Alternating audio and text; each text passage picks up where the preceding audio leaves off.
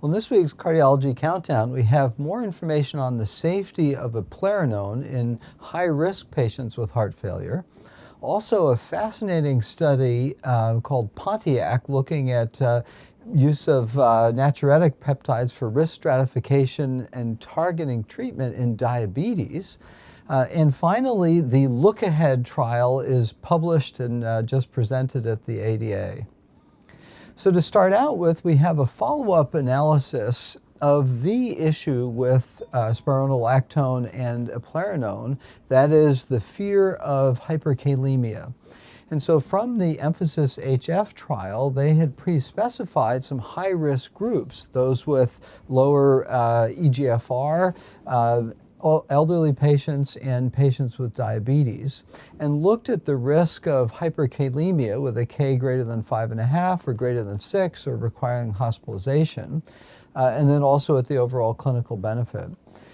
And they found in these high-risk groups a higher rate of getting the potassium above 5.5, but below 6, so no increase in hyperkalemia with a K above 6, in fact numerically lower in many of these high-risk groups. But a persistent benefit in terms of the primary endpoint of death or heart failure hospitalization.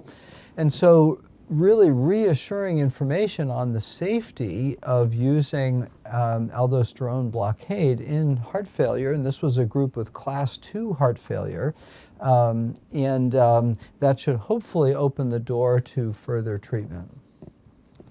Next up, we have another paper in JACC, a fascinating trial called Pontiac that used NTpro-BNP for risk stratification of outpatient diabetics seen in the clinic. They looked at patients and targeted an aggressive uptitration of ACE or ARB and beta blockade in these diabetic patients and followed them for 2 years.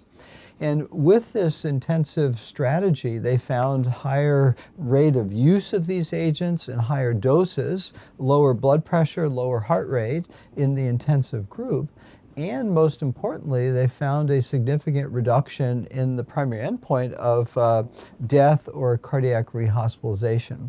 Now, this is a modest-sized trial of just 300 patients, but I think a wonderful expansion of this notion of targeted therapy using biomarkers. And the number one pick this week is the final publication of the primary results of the Look Ahead trial. Now, this was a study of intensive lifestyle intervention in diabetic patients who were overweight or obese, looking at clinical outcomes.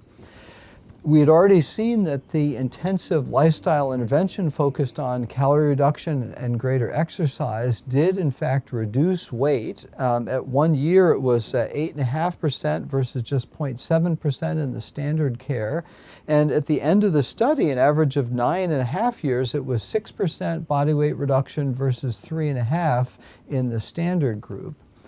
But those reductions, although they improved on other markers like blood pressure and hemoglobin A1C, did not reduce cardiovascular events. There was no significant difference in events out to 9.5 years.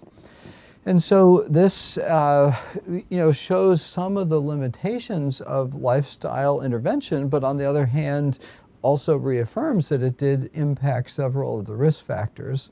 But I think a challenging notion that we'll have to come to grips with of just how much clinical benefit do we get from the lifestyle intervention.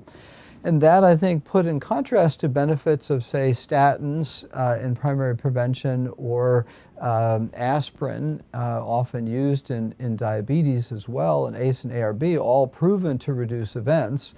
And so this hopefully will reignite the debate on the role, likely of both, lifestyle intervention and appropriate medications.